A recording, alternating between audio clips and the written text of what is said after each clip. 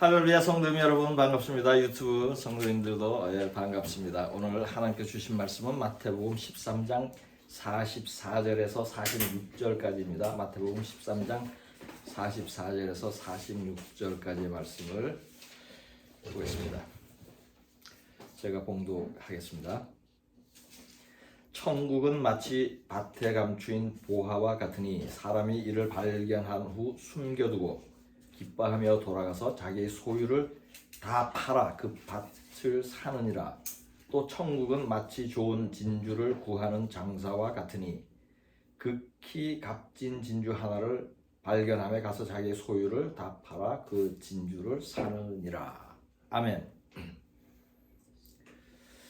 믿는 사람들이 성경 말씀과 반대로 행하는 일들이 있습니다. 그 중에 대표적인 것이 집을 구입하는 것입니다. 성경은 집을 팔라고 가르치는데 목사는 집을 사라고 가르치고 교인들은 그렇게 합니다. 목사도 집을 삽니다. 제가 복음을 전하고 구제를 하였던 캄보디아의 짝그레이 마을이나 과테말라의 순일 같은 가난한 마을의 집값은 100만 원대입니다.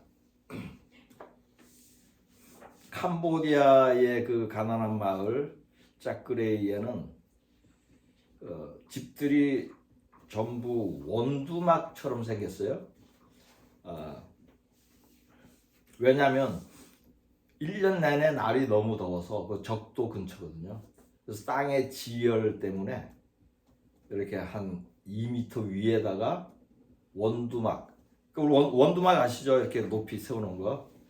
그거보다 평수만 조금 넓어요, 집들이. 그리고 수돗물 없습니다. 수돗물은 동네에 가서 펌프. 몇백 가구 사는데 펌프가 한 두세 개밖에 없어요. 그래요. 그 집값은 우리가 쉽게 상상할 수 있죠. 그리고 과테말라에도 움막 같은 데서 그 순일에 사는 사람들은 많은 사람들이 그 움막 같은 데서 삽니다. 한국에 비유하면은 판자촌 있죠, 산동네. 그 수준이에요. 그 집의 그 가치가 얼마 안 되죠. 그러나 한국은 시골의 집값도 5천만 원은 하고 도시로 오면 집값이 수억 원대입니다. 성경에서 내 소유를 팔아 가난한 자를 도우라는 말씀은 캄보디아의 짝그레이나 과테말라의 순일 사람들에게 주신 말씀은 아닙니다. 왜냐하면 그들은 거주를 위한 최소한의 재산을 소유하고 있고 또 최저 생계비로 살고 있기 때문입니다. 내 소유를 팔아 가난한 자를 도우라는 말씀은 재산이 있는 사람들에게 한 말씀입니다. 한국이나 미국 같은 부유한 나라에 살면서 집을 소유한 사람들에게 주신 말씀이에요. 한국은 전셋집에 사는 사람도 해당이 됩니다. 왜냐하면 전셋값이 아주 비싸기 때문에요. 이들이 소유를 팔아 가난한 자에게 주는 것은 매우 간단합니다. 월세집으로 거처를 옮기면 됩니다. 그러면 상당한 액수의 돈이 생깁니다. 이 돈으로 가난한 자를 구제하면 됩니다. 과테말라의 순일에 사는 사람들은 1인당 생활비가 월 10만 원 정도예요. 4인 가족은 월 생활비가 40만 원도 안 듭니다. 그럼에도 이 돈이 부족하여서 궁핍하게 사는 사람들이 많습니다. 한국 사람이 집을 팔아서 도우면 수백 가정을 수개월 동안 도울 수 있습니다. 하나님 가장 기뻐하는 일은 무엇이죠? 저희가 예수를 잘 믿는 것이에요. 그 다음에 또 그 믿음의 증거로 가난한 자를 구제하는 것이에요. 구제는 가난한 자의 육체도 살리고 영혼도 살립니다. 구제하는 사람의 영혼도 구원받는 그런 매우 귀한 일입니다. 많은 사람들이 예수를 믿고 마음으로 믿고 고백을 하면 구원받고 천국을 간다고 말합니다. 그렇다면 믿는 사람들 중에 구원받는 사람이 매우 많을 것입니다. 그러나 성경은 구하여도 천국에 들어가는 자가 많지 않다고 말씀하고 있죠. 누가복음 13장 24절을 보겠습니다. 좁은 문으로 들어가기를 힘쓰라. 내가 너희에게 이르노니 들어가기를 구하여도 못하는 자가 많으리라. 아멘. 여기서 들어가기를 구하여도는 예수를 믿는다고 해도, 교회를 다닌다고 해도 이 뜻이죠. 예수를 믿는다고 해도 천국에 들어가지 못하는 자가 많은 이유는 성경 말씀대로 행하지 않기 때문입니다. 입으로만 주여 주여 하며 하나님의 뜻을 행하지 않기 때문이에요. 하나님이 원하는 뜻을 믿는 자들이 구제하는 것입니다. 구제는 너무 귀하여서 하늘에 상달됩니다. 사도행전 10장 4절과 10장 31절을 보겠습니다. 고넬료가 주목하여 보고 두려워 이르되 주여 무슨 일이니까? 천사가 이르되 내 기도와 구제가 하나님 앞에 상달되어 기억하신 바 되었으니. 아멘. 말하되 고넬료야 하나님이 내 기도를 들으시고 내 구제를 기억하셨으니. 아멘. 고넬료는 로마의 군대 장교였습니다. 그 당시 로마 군인은 유대인을 지배하며 강탈하는 일을 많이 하였어요. 그러나 고넬료는 가난한 유대인을 구제하는 일을 하였습니다. 하나님 앞에 상달되는 두 가지가 기도와 구제입니다. 하나님이 특별히 기억하는 일이 구제예요. 고넬료는 경건하고 하나님을 경외하는 사람이지만 이러한 믿음에 더하여서 구제도 열심히 하였어요. 그리하여서 이방인도 성령을 받을 것이라는 예언이 고넬료 가정에게 최초로 응한 것이에요. 사도행전 10장 43절에서 47절까지를 보겠습니다. 그에 대하여 모든 선지자도 증언하되 그를 믿는 사람들이 다 그의 이름을 힘입어 죄사함을 받는다 하였느니라. 베드로가 이 말을 할 때 성령이 말씀 듣는 모든 사람에게 내려오시니 베드로와 함께 온 할례 받은 신자들이 이방인들에게도 성령 부어주심으로 말미암아 놀라니 이는 방언을 말하며 하나님 높임을 들음이라. 이러라. 이에 베드로가 이르되 이 사람들이 우리와 같이 성령을 받았으니 누가 능히 물로 세례 베품을 금하리요 하고. 아멘. 이 구절은 베드로가 고넬료 집을 방문하여서 예수에 대해서 증언을 하는데 성령을 받았어요. 그 장면이에요. 최초로 이방인에게 성령이 부어진 사건입니다. 그러나 지금 제가 말씀드리는 핵심은 성령을 받은 사건에 대한 것은 아니에요. 고넬료가 이방인으로서 가장 먼저 성령을 받은 배경에 대한 것이에요. 그것은 고넬료가 하나님 보시기에 특별했기 때문이죠. 그 특별함은 단순히 경건하고 신실한 믿음 때문만은 아닙니다. 거기에 더하여서 무엇을 열심히 했죠? 구제를 열심히 하였기 때문이에요. 그러므로 성경은 그의 기도와 구제가 하나님 앞에 상달되었다고 말씀하는 것입니다. 하나님께 상달되는 정도의 구제라면 형식적으로 조금 돈 것은 아닙니다. 힘써 돈 것이에요. 이 설교를 들으시는 분들 중에 경건하고 하나님을 경외하는 신실한 분들이 많이 있을 것입니다. 이런 분들은 자신이 구제에도 힘을 쓰고 있는지 살펴야 합니다. 왜냐하면 구제하지 않는 믿음은 죽은 믿음이기 때문입니다.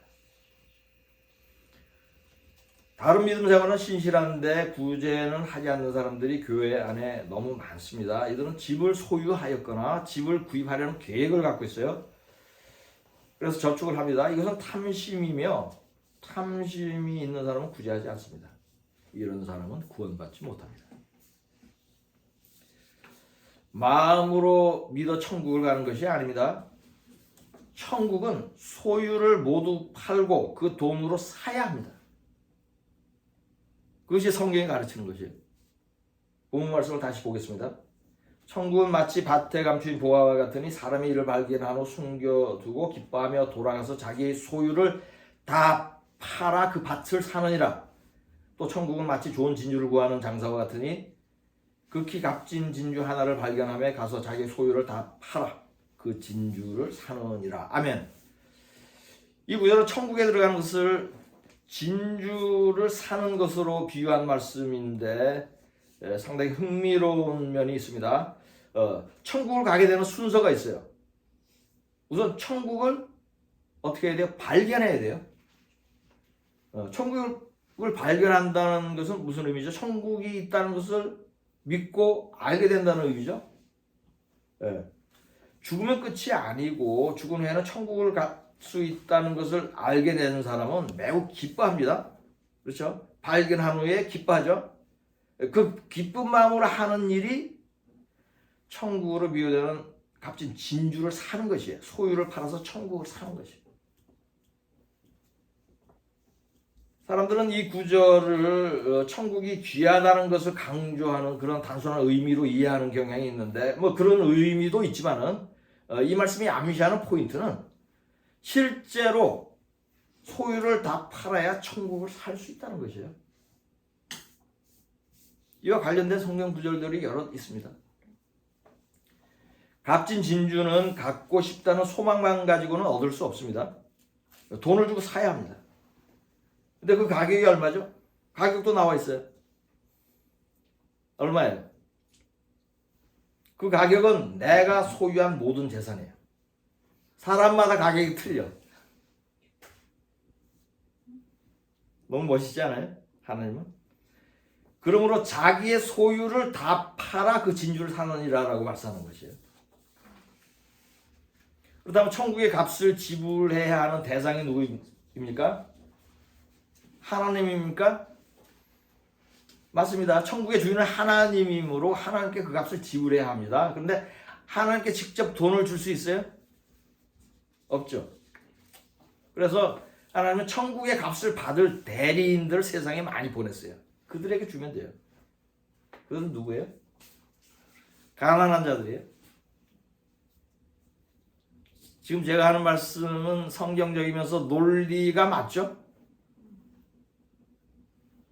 누가복음 12장 33절을 보겠습니다. 너희 소유를 팔아 구제하여 낡아지지 아니하는 배낭을 만들라. 곧 하늘에 둔 바 다함이 없는 보물이니 거기는 도둑도 가까이 하는 일이 없고 좀도 먹는 일이 없느니라. 아멘. 소유를 팔아 구제하라는 것은 천국의 값을 지불할 대상이 가난한 자들이라는 것을 뜻하는 것이에요. 이들이 하나님의 수금 사원이에요. 이들에게 돈을 주는 것이 천국의 값을 지불하는 것입니다. 마태복음 19장 21절도 동일하게 말씀합니다. 예수께서 이르시되 네가 온전하고자 할진대 가서 내 소유를 팔아 가난한 자들에게 주라. 그리하면 하늘에서 보화가 네게 있으리라. 그리고 와서 나를 따르라 하시니. 아멘. 소유를 팔아 가난한 자들에게 주는 것이 천국의 보화를 쌓는 것이에요. 이 말씀은 많이 구제할수록 천국의 재산이 많이 쌓인다는 의미는 아니에요. 소유를 팔아 구제하면 천국에 들어간다는 의미예요. 이 말씀은 영생을 얻으려면 어떻게 해야 되냐고 묻는 그 질문에 예수님이 대답하는 거예요. 10계명을 모두 지킨 부자 청년에게 한 말씀입니다. 다른 계명은 모두 지켰어도 소유를 팔아 구제하지 않으면 영생을 얻는 온전한 믿음이 아니라고 말씀하는 것입니다. 천국은 극히 값진 진주입니다. 모든 소유를 다 팔아서도 구입해야 할 만큼 귀한 것이에요. 극히 값진 진주 하나를 발견함에 가서 자기 소유를 다 팔아 그 진주를 사느니라. 아멘. 이렇게 하는 것이 얼마나 큰 이익을 얻는 것인지 실제 가치를 한번 측정해 보겠습니다. 우리 집을 살 때 집의 가치를 측정을 하죠. 예. 그 융자할 때 은행에서도 합니다. 천국의 성벽은 벽옥이고 집들은 금으로 지어졌어요. 성경은 속이 비치는 정금이라고 표현하는데 이는 아마도 다이아몬드일 것으로 추정이 돼요. 왜냐하면 성경에 각종 보석이 다 소개되는데 다이아몬드가 없어요. 제일 비싼데. 근데 이것이 다이아몬드로 보면 맞는 것 같아요. 그런데 세상의 다이아몬드하고 조금 틀려요. 약간 금빛이 나면서 투명해. 아주 귀한 보석일 것으로 보입니다. 요한계시록 21장 18절을 보겠습니다. 그 성곽은 벽옥으로 쌓였고 그 성은 정금인데 맑은 유리 같더라. 아멘. 여기서 그 성은 성 안의 도시 전체를 의미하는 것이에요. 즉 모든 집과 건물이 다이아몬드 같은 정금으로 지어져 있다는 것이에요. 그렇다면 집안 전체도 값비싼 여러 가지 보물로 장식되어 있을 것이 분명합니다. 이 집의 가격이 얼마나 되겠습니까? 집 전체가 다이아몬드로 지어졌다면 세계 최고의 부자인 일론 머스크가 자신의 재산을 다 털어도 구입할 수 없을 것입니다. 그러나 세계 최고의 부자가 전 재산을 팔아서 구입하여도 천국은 비싸지 않을 것입니다. 하물며 수억 원짜리 집을 팔아서 천국을 산다면 이처럼 크게 남는 장사는 세상에 없습니다. 그러니 극히 값진 진주인 천국을 발견한 사람은 자신의 재산이 얼마인지 상관없이 모두 팔아서 사는 것입니다.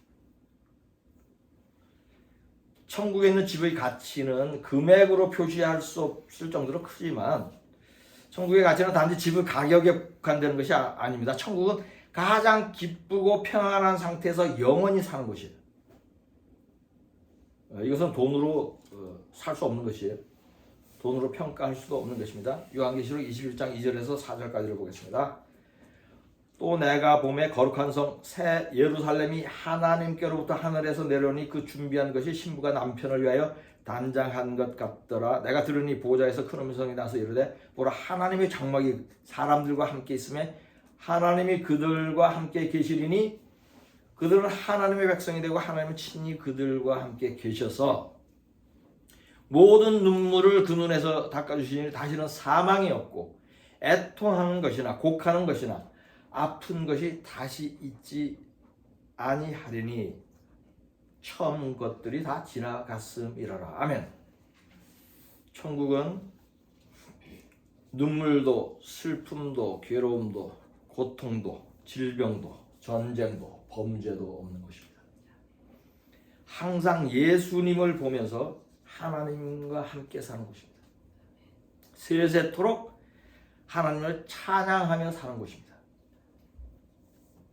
이러한 모든 것의 가치는 돈으로 환산할 수 없습니다.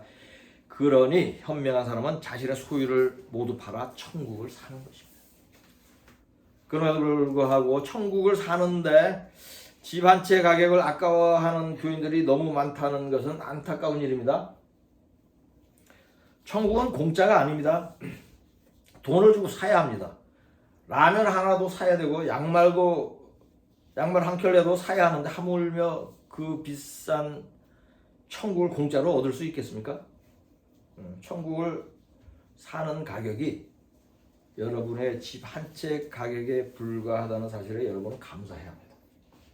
그러니 집을 팔아 천국을 사십시오. 초대교회 시절에는 집을 팔아 천국을 사는 사람들이 많았습니다. 사도행전 2장 44절 45절을 보겠습니다.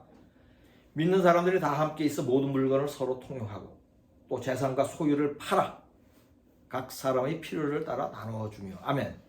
이 구절은 교회 안의 가난한 자들을 구제한 장면인데 교인들이 재산과 소유를 팔아서 도왔다고 합니다. 이들은 소유를 팔아 천국을 산 것입니다. 사도행전 4장 32절에서 35절까지를 보겠습니다. 믿는 무리가 한 마음과 한 뜻이 되어 모든 물건을 서로 통용하고 자기 재물을 조금이라도 자기 것이라 하는 이가 하나도 없더라. 사도들이 큰 권능으로 주 예수의 부활을 증언하니 무리가 큰 은혜를 받아.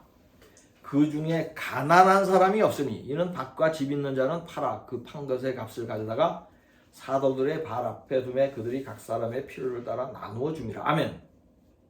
이 구절은 성경에서 유일하게 가난한 자가 없었다고 말씀하는 장면입니다. 그렇게 된 이유는 한 가지예요. 가진 자가 없는 자를 도왔기 때문이에요. 여기는 교훈이 있습니다. 가난한 자가 모두 자기의 소유를 나누면 세상에 가난한 자가 없습니다. 하나님은 부족하지 않게 주었는데 사람들이 나누지 않음으로 굶는 자들이 있는 것이에요. 그러니 세상에 10억 명의 굶는 자가 있는 것은 부자들의 책임입니다. 미국과 한국 등 선진국에 사는 사람들은 대부분 부자에 속합니다. 소유를 팔아 구제할 책임이 있는 사람들이에요. 천국을 가려면 구제하라는 가르침은 이들에게 주신 말씀이에요. 사도행전 4장 36절 37절을 보겠습니다. 구브로에서 난 레위족 사람이 있으니 이름은 요셉이라 사도들이 일컬어 바나바라 번역하면 위로의 아들이라 하니 그가 밭이 있음에 팔아 그 값을 가지고 사도들의 발 앞에 두니라. 아멘. 바울과 함께 사역을 한 바나바는 사역을 시작하기 전에 먼저 천국을 사버렸습니다. 네.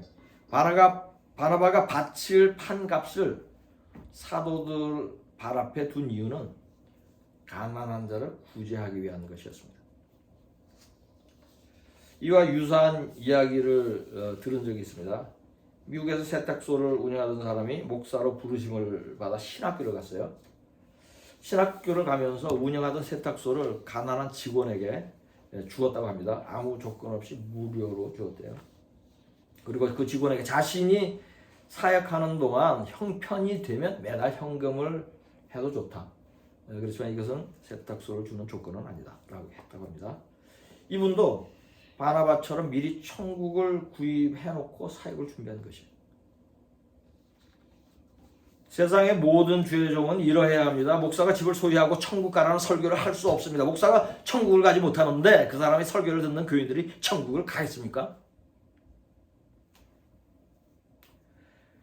저의 경우는 이미 재산이 하나도 없게 하고 주의 종으로 부르셨으므로 전 재산을 팔아서 천국을 살 기회는 없었어요. 그냥 형편에 따라 조금씩 구제는 하였습니다. 지금은 목사로서 다른 사람들이 천국을 살 수 있도록 돕고 있습니다. 지금 이 설교도 천국을 사는 것을 돕는 것이에요. 저는 미국에서 부동산 중개인 일을 한 적이 있습니다. 그때는 땅에 있는 집을 팔았고 지금은 하늘에 있는 집을 팔고 있습니다. 많이 팔면 저도 천국의 집 한 채를 중개인 수수료로 받을 수 있을까 하여서 천국에 있는 집을 열심히 팔고 있습니다. 저희 교회가 구제와 선교에 특별히 힘을 쏟는 교회가 된 것을 하나님께 감사합니다. 하나님께 찬양 올려드립니다. 저희 교회의 모든 성도는 소유를 팔아 천국을 사는 일에 동참하고 있습니다. 유튜브 성도님들 중에도 함께하는 분들이 있었습니다. 그래 작년 한 해 동안에는 5억 3천만 원의 헌금 수입을 구제와 선교에 사용하였는데 구제와 선교로 사용했지만 대부분이 직접 구제하는 데 사용했습니다. 이 금액은 전체 헌금의 98%입니다. 헌금의 거의 전액이 구제와 선교에 사용됐으니 저희 교회에 헌금한 분들은 극히 값진 진주를 사고 있는 것입니다. 아멘. 믿음 생활은 신실한데 돈은 성경 말씀대로 사용하지 않는 사람들이 많습니다. 믿는 자들이 이러한 믿음 생활을 하는 이유는 돈에 대한 성경 말씀과 세상의 가치관이 너무 다르기 때문에 혼돈을 함으로 그런 것입니다. 세상과 성경이 돈에 대해 어떻게 판단하는지 비교해 보겠습니다. 돈은 세상이 가장 중요하게 여기는 것입니다.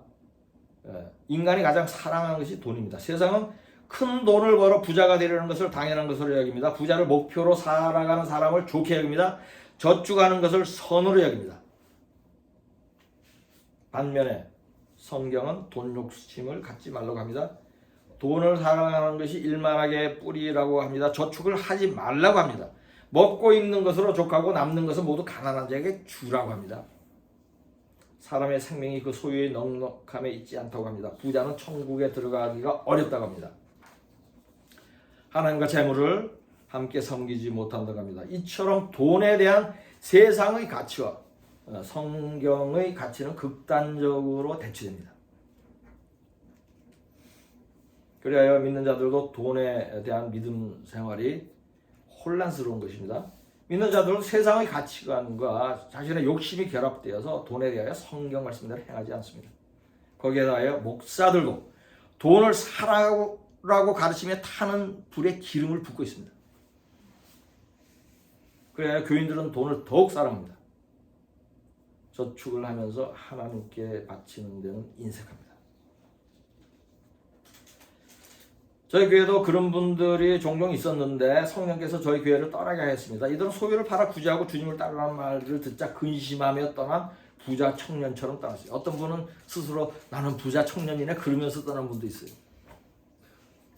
깨닫기는 하는데 실행을 못해요. 돈이 좋아서. 이런 사람은 천국을 갖고 싶은데 값은 치르지 않으려는 사람들이에요. 이렇게 하는 것은 이기적인 것이죠. 억지 욕심을 부리는 것입니다. 그렇게 싼데 천국이 그마저도 지불을 하지 않으려고 그래요. 이런 사람은 다른 믿음 생활에서 신실하여도 구원에 이를 만한 온전한 믿음이 아닙니다. 천국에 있는 집은 누구든지 살 수 있습니다. 왜냐하면 여러분이 가진 재산보다 더 비싸게 팔지는 않기 때문이에요. 그러니 집을 팔고 전세 보증금을 깨고 저축을 깨고 소유를 팔아 구제하여서 천국을 사십시오. 지금까지 천국의 집을 사는 방법에 대해 상세히 설교를 했습니다. 이 설교를 모두 들었음에도 또 궁금한 것이 있는 분들은 저에게 연락을 주십시오. 천국에 있는 집들의 시세를 알고 싶은 분들, 누구에게 어떻게 집값을 지불해야 하는지, 계약금이 얼마가 필요한지 등에 대해서 더욱 상세히 알고 싶은 분들은 저에게 연락을 주시면 도와드리겠습니다. 저는 천국의 부동산 매물을 상당히 많이 가지고 있어요. 오랫동안 많이 팔아왔어요. 다이아몬드로 지어진 집을 저렴하게 구입해 드릴 수 있습니다. 저희 교회가 부동산 사무실이고 저희 교회 성도들이 모두 부동산 중개인입니다. 저희는 천국주택 전문 부동산입니다. 전화하셔서 탑세일즈맨 다니엘 조를 찾으십시오. 유튜브 화면 밑에 더보기를 누르면 연락처가 있습니다. 본문 말씀으로 설교를 마치겠습니다. 천국은 마치 밭에 감추인 보화와 같으니 사람이 이를 발견한 후 숨겨두고 기뻐하며 돌아가서 자기의 소유를 다 팔아 그 밭을 사느니라. 또 천국은 마치 좋은 진주를 구하는 장사와 같으니 극히 값진 진주 하나를 발견함에 가서 자기의 소유를 다 팔아 그 진주를 사느니라. 아멘.